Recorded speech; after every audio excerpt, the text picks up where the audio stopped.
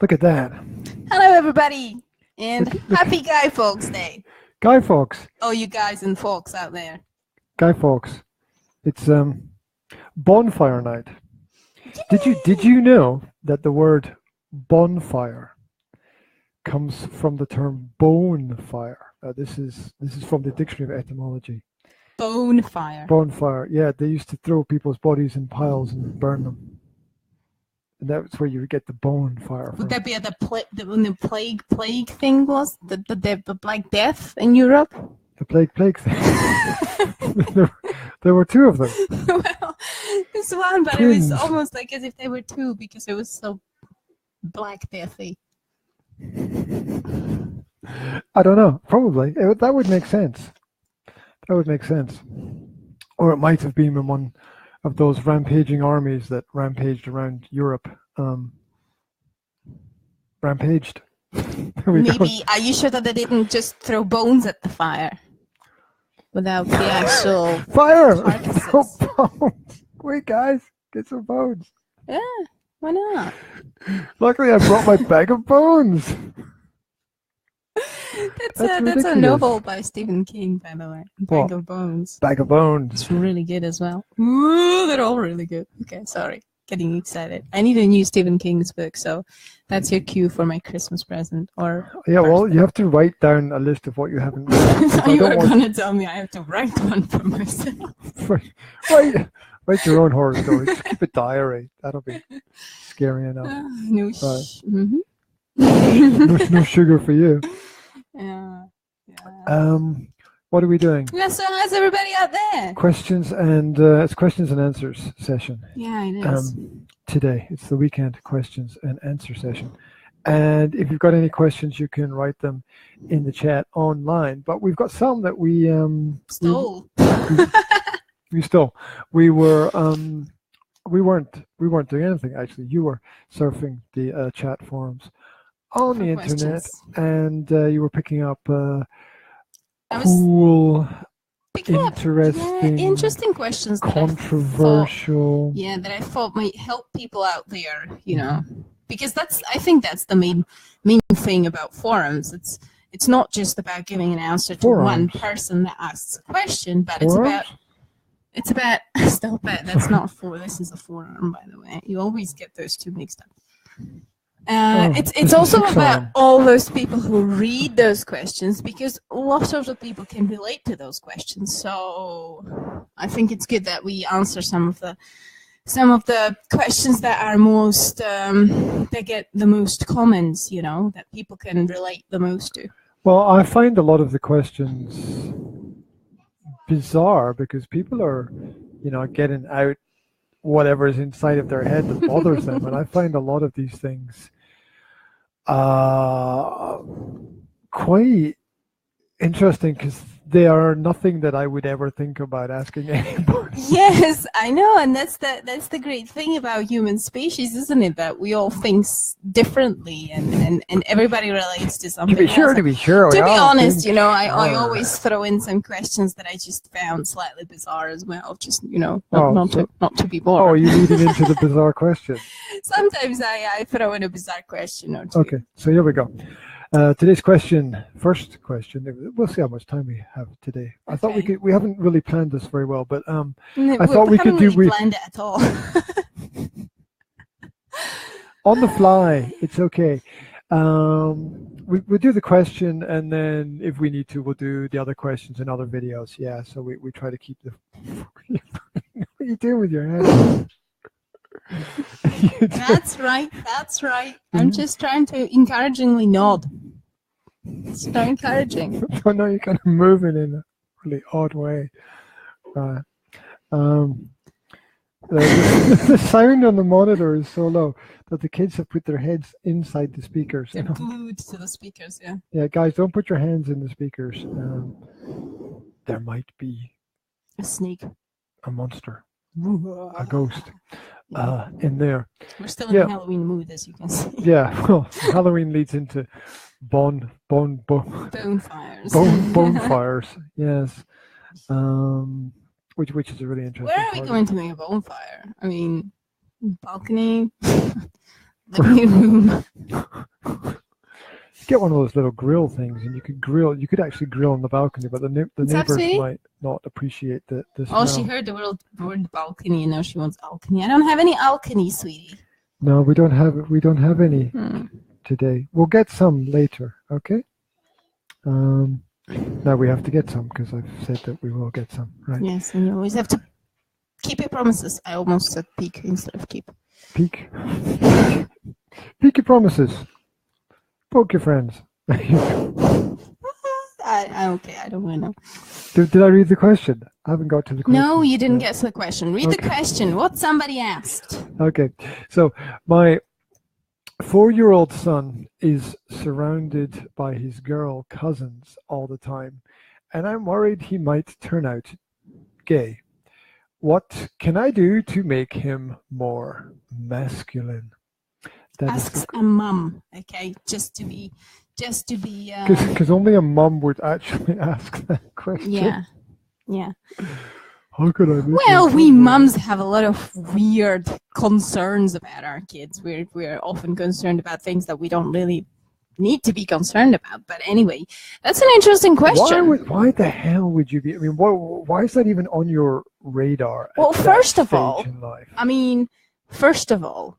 if your son, my take, okay, if your son did turn out gay, would that be like, such a terrible thing, right? I mean, he's gay, right? It's not like saying, what if his arms get amputated, or what if he gets a deathly disease and whatever. But the question is very similar to that. It's like, what if this unexpected thing happens in the future? Like, it's a bit like worrying about, what if he has a car accident after he learns to drive, or what if a cloud falls on his head? Or well, that's another thing. Yeah, that's another way to look at it. You can be concerned about all these unexpected things, but there's nothing you can really do about them. Right? What if he? Well, here's the mindset perspective. Mm-hmm. What if he doesn't turn out to be gay? Exactly. What am I gonna do if he doesn't turn out to be gay? Exactly. That's exactly my point. I mean, why? First of all, you have to think about your own set of values. Why is it important for you that your son doesn't turn out gay? Okay. Do you know any gays? Have you ever talked to any of them? Would that be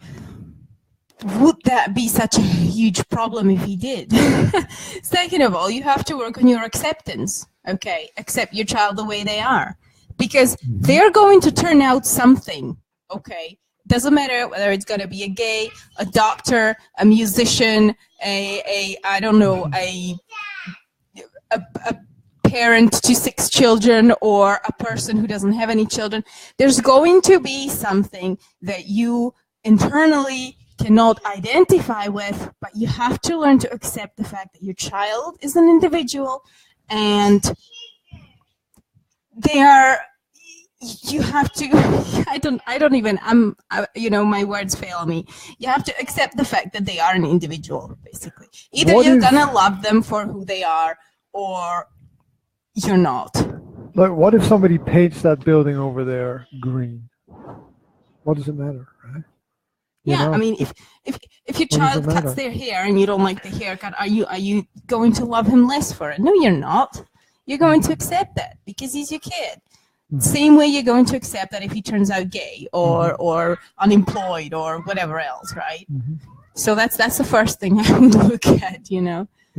Well, okay. So the first thing is sort of don't project your worry onto him, because that'll just focus him on that particular element or subject. The second thing is there's a positive element about being surrounded by girls. That is that you learn to empathize with their problems as girls. You learn to understand their perspective. Talking about girls, a little girl over there needs to pee. Yeah. Right. So there's nothing wrong with that at all. It might be that the girls very much enjoy having a boy around because it's something different for them. It's a contrast. Yeah. Yeah. So I'm Now, just being distracted by Will, as usual, over there, being weird. We all know that people have both, their feminine side and their masculine side, and it's the girls may give the boy something that he might not otherwise acquire. Their capability of empathy, of caring, of girls play differently. For example, Will never played pretend games before he had a sister. He only learned to play pretend games from his sister, basically. Is that right? I didn't realize that. He never played, I'm a doctor, or I'm a dad and you're a mom, or whatever. He just played with cars. He would the sounds of a potty in the background being dragged across the floor. He would play with toys, but the play pretend games where he's in a certain role, he only picked up from his sister. So there are positives that girls can give your boys, and the boy can give the girls at the same time, just as you said. Yeah. So once again, I'd like to point out the fact that a lot of these questions are asked with absolutely no reference to the father in the question, and I've noticed this on forums, right? That people ask the question, or let's say the mother asks the question about about their son and a male issue, and the father's not even included in the question. Yeah, it's not their role. It's not their role to make their son masculine. As long as the son has a present father, he is going to learn by example. Because if he is, it's weird to say this about a 4-year-old boy, right? But if he identifies himself as a boy, right? Which he should, unless he's going to some stupid school that tells people, oh, you don't need to identify as this or that, or you can choose, but I'm afraid not, because biology is biology, end of story. Anyway, if he identifies as a boy, then he is naturally going to identify with his father as a role model for him, and he is naturally going to gravitate towards him, try to copy his behavior, and he will naturally draw his inspiration from his father, and just, if the father is present. Now, we know that a lot of times the father is not present in a child's life, and what do you suggest in such situation? I'm going to empty the potty, but you talk, okay? What would you suggest if the father is not present in the family? What would I suggest if the father is not present? I suggest that the woman made a mistake. Okay, you want something more practical than that? Yes. Well, that's pretty practical. Recognizing you made a mistake is the first stage to finding a solution. I think by the time that the father is not present, everybody recognize they made a mistake. Okay. I hope. I hope. Or there's still people wondering, I don't understand. I don't understand. It's like, no, well, information is information. Okay. You can learn, right? I'm going to, you're going to deal with the potty, and I'm going to deal with this question from my perspective, which is pretty brutal, and I'm going to offend half the bloody planet, but I don't care. So, somebody has to tell it as it is. It's important to accept your kids, as Janka said. It's also important to be faithful to them as a parent and take care of their needs and bring them up in a balanced environment. As I just pointed out, a lot of these questions don't even mention the father, which leads to the first question: is the father there? The second question: if he is there, what the hell is he doing? It doesn't seem to be a problem that the father is worried about. What can I do to make a child more masculine? Well, you generally tend to put them in a male environment, and in the male environment, they pick up male habits. That's it. I think they pick up habits from their pick up habits in school, and if they're homeschooled, maybe you want to put them in a sports group, maybe you want to add them to a sports team, maybe you want them to be in some kind of collective. It doesn't have to be sport, it could be art, it could be adventure, it could be history, it could be some chess club or museum group or whatever. So being a man is not always about being being masculine. I mean, it's also about being intelligent as well. So it's not about just the physical presence and elements of it. It's about using the knowledge that you have. It's about building the knowledge you have. It's about learning and growing. Hands up. Question. Hello. You just said that being a man is not only about being masculine. What do you think means being masculine? Well, I think to answer that question properly, we probably have to go and read Lewis Howes's new book, which is The Mask of Masculinity, which is about the false aspects of being masculine. It sounds nice. I like the play with. Yeah. Well, basically, he's interviewed all of the masculine people, the people who love guns, the people who do the MMA and the martial arts, the people who are respected male role models, a lot of people who are considered successful in society. And he's looked at what they think about those issues, and he's compiled it into his book, The Mask of Masculinity. So I haven't read it, so I can't speak for him on those issues, but I know that exists as one resource that people can go to. Masculine. A lot of words themselves are masks. Yeah. So when I hear the word masculine, doesn't ring any obvious or major bells for me, right? I think of it in two ways. I think of the physical element and the intellectual element. Now you could see them as the same thing. You could see them as something different. People will add in there the spiritual element as well. So you've got all these different things together. I think it means to be logical. It means to be sensible. It means to be an individual. It means to be a devoted person. And for me, it also means to be responsible and a leader. Whether it doesn't have, by being a leader, I don't necessarily mean, being a boss of a major company or whatever. I mean, being a leader to their family, perhaps. Yeah. Things that people don't talk about, means being honest, right? One of the things that very much frustrates me about our son is his honesty, which I think is great, and it's not his problem, it's my problem, right? When he's honest about something and I feel uncomfortable about it, I know that that's not his problem at all. I know that's my problem. So it's as you said, accepting and becoming comfortable with those elements of our environment. As a father, it's understanding that your son is not really going to grow up in your image, but he's going to grow up in his own image, but in your shadow. Yes. So, yes, absolutely. So that's how I see that. I haven't really answered that directly, but I've given some clues and some pointers. I wanted to point out something that I've noticed the other day, that you always emphasize a lot the personal responsibility for your mistakes. When it comes to our son, you're always like, you have to be more careful, blah blah blah blah blah.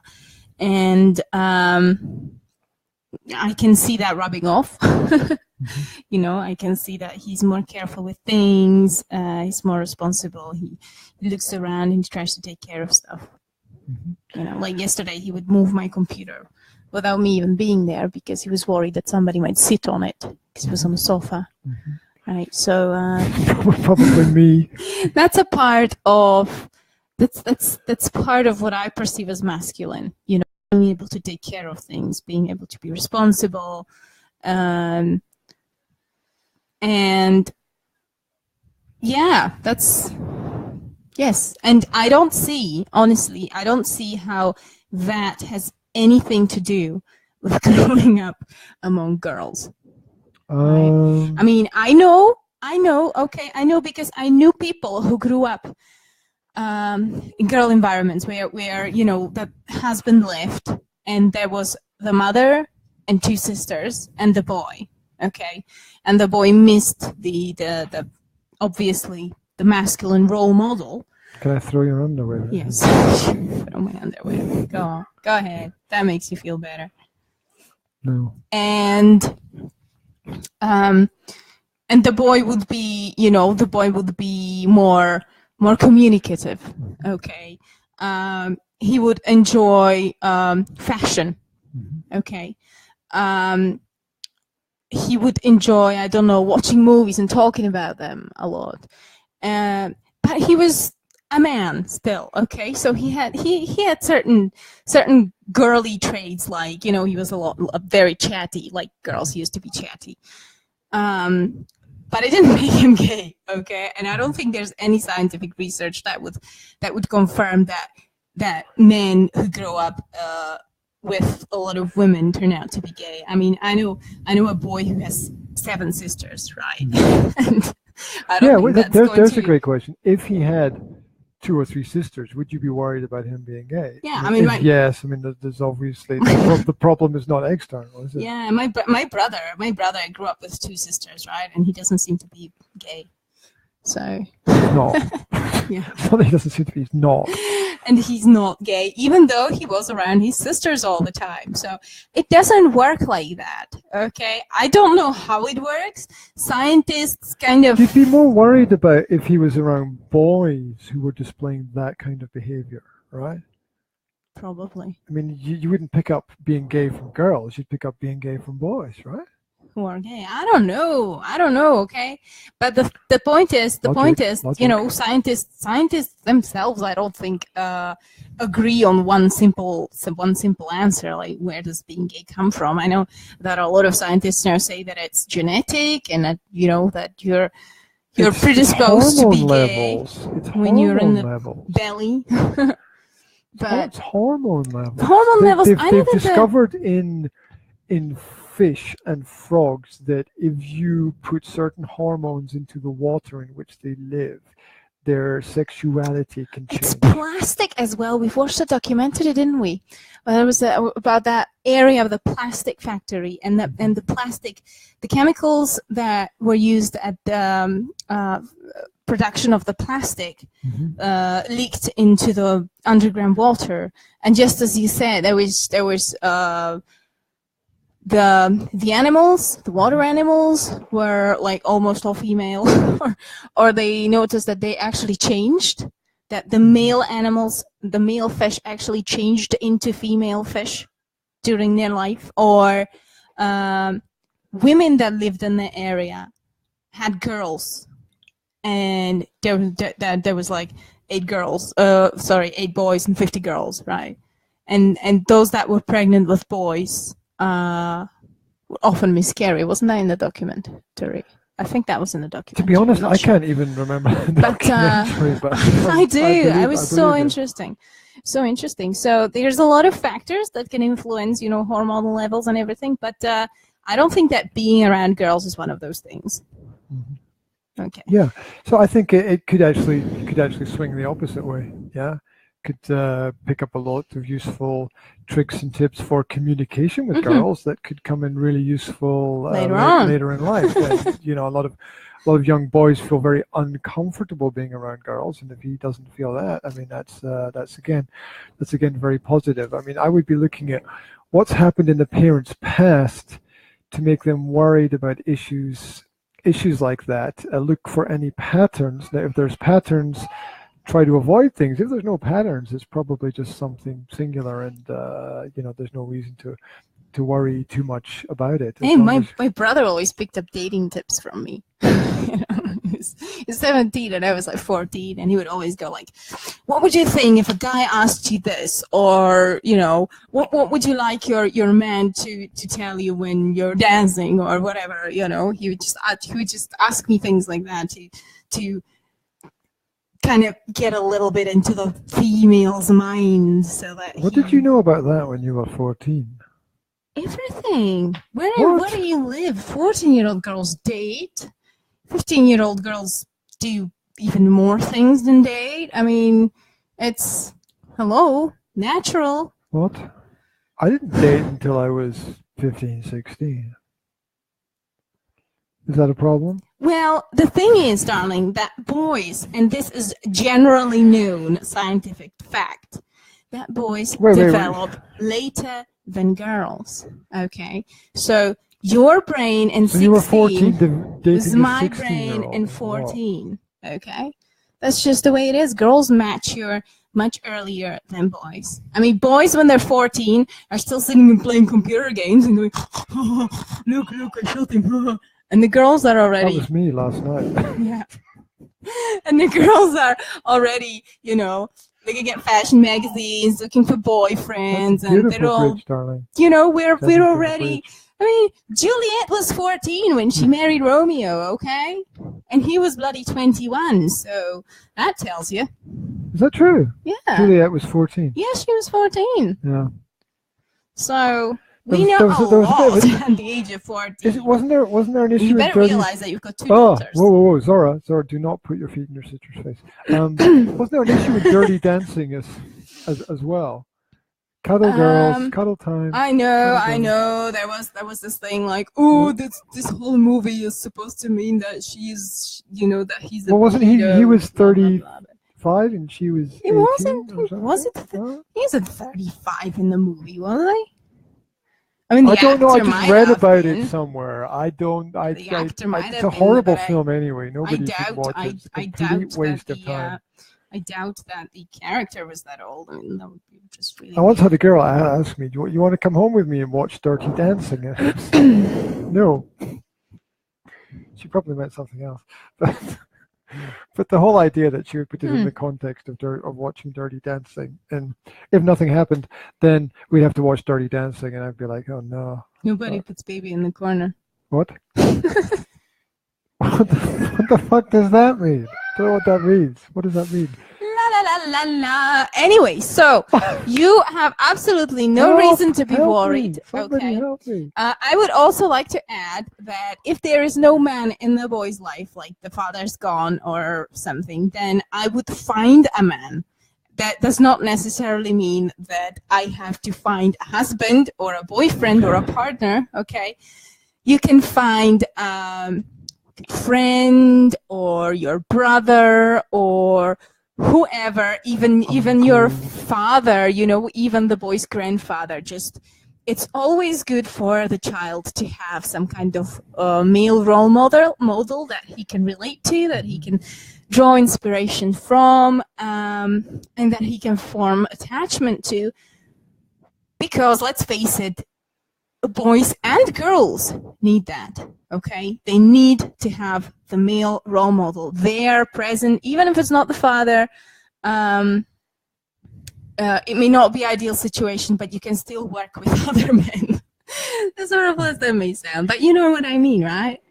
You know what I mean. So it's good for the kids to have someone to relate to emotionally, to attach to, and to you know, look up to and think. That is what a man should be like. Yeah, and take your time in that kind of decision. You know, don't just choose anyone. Just choose anyone. Just someone worth put it very following. brutally, actually. You know, don't jump on the cock carousel looking for instant solutions. Right. Yeah, I don't, you know, associate with him. Yeah, he's very open and very opinionate, and we don't always agree with everything, but I do agree with that. But I wouldn't put it that way. Yeah, but don't go manhunting just to get a man for your boy. Yeah. Well, it's better than a cock carousel, isn't it? So now you what? I thought I could slip it in once and we could move on. Take responsibility for what you say. I take responsibility for everything that I say. You want to take it off? Come on, man, I'll take it off. Okay. So Jazzy would like her hair unbraided at this moment in time. And while Mom does that, I'm going to look at it from a little bit of a Christian perspective here. Okay. So there are certain things that Christian perspective. Yeah, the Christian perspective. So I found this very nice article that broke masculinity down into elements that should be taught to young men by their fathers. And so the simple little things that fathers need to teach their children. The first is to understand fear. And I would put that into the context of understanding the difference between danger and fear. Danger, and from my perspective, danger is real, but fear is all psychological. So understand that danger exists in the world. You know, the balcony is a dangerous place, but don't waste too much time fearing what might happen when the kids are on the balcony if everything is safe there. So Darling, I will fix the swing for you. Why don't you go? I will go and fix the swing for her now, and I'll do my rant on all of these good perspectives on what fathers should teach their sons. From father to son, they say. Right. So we teach them to understand fear, not to fear fear, but to understand fear and the difference between fear and danger. Then teach them honor, to understand the nature of the power of promises, that they should keep their promises, to honor their family, to honor their friends, to honor the people around about them. Teach your children to read good literature, to read not falling over my words here, to read knowledgeable works, to read great works. You know, this idea that comic books have become literature is just ridiculous. And like what they call animated novels now or something like that. I mean, it's just graphic novels. That's it. It's just ridiculous. You know, read literature with depth. But comic books are great for learning how to read for beginning readers. So don't just dismiss them completely. Like, Will practices reading immensely. Okay. So okay, at the beginning it's all right. At the beginning it's a good place to yeah. start, but it's not all right when you're like 35 reading comic books. Okay, so right, there we go.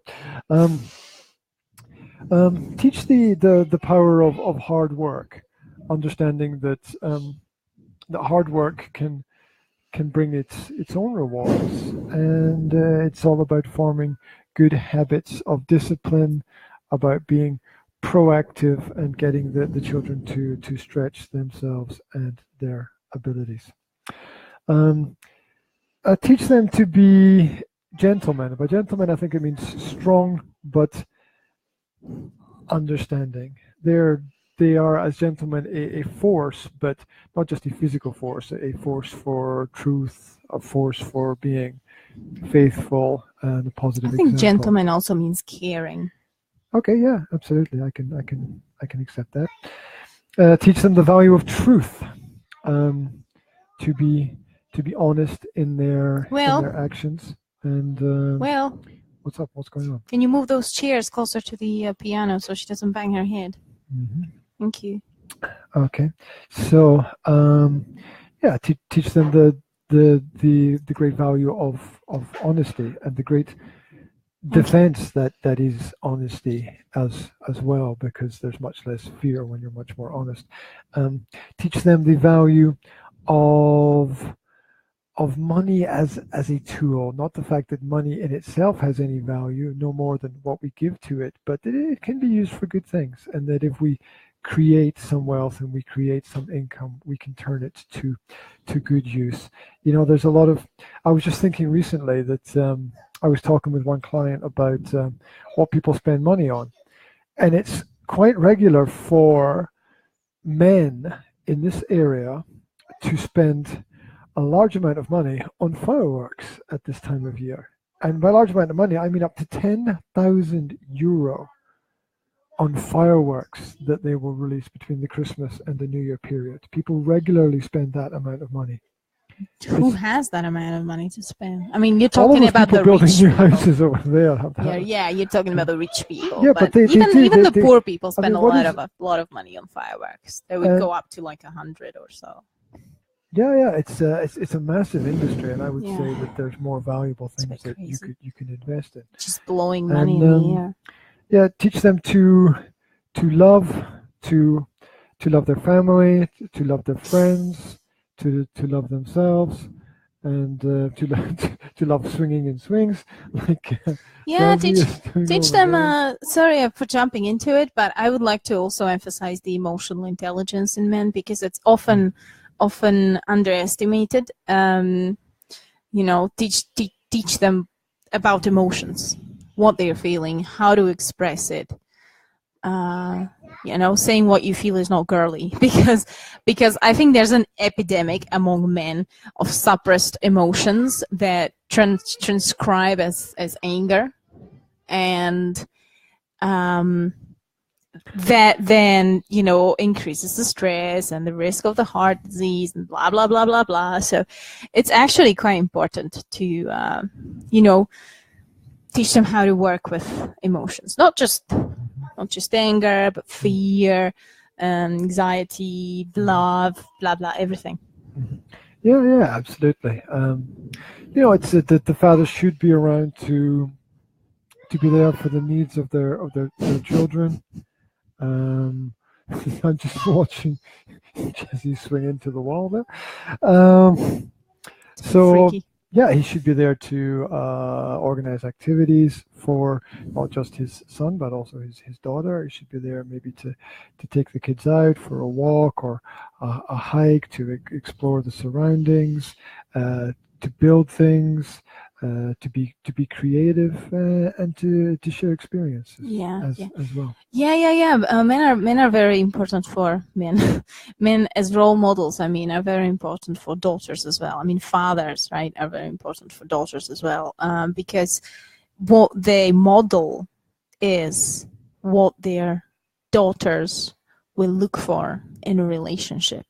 So if they've got anger issues, if they're abusive, physically or verbally or whatever, that's basically what the woman often ends up looking for in relationships. Not consciously, she's not happy with it, but subconsciously, it's the key lock thing. It's what the psychologists call it, the key lock thing. You don't call it a thing, but thing. That's psychological thing.